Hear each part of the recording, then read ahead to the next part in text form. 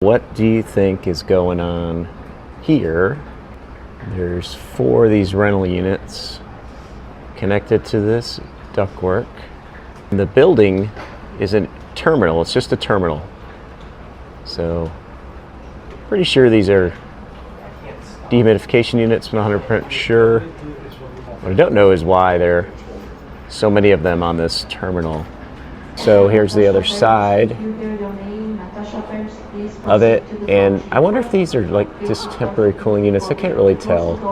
Very strange to me, and it's not an actual terminal. It's one of those kind of Admiral Club places for frequent mileage. So if you know what's going on here, please put it in the comments.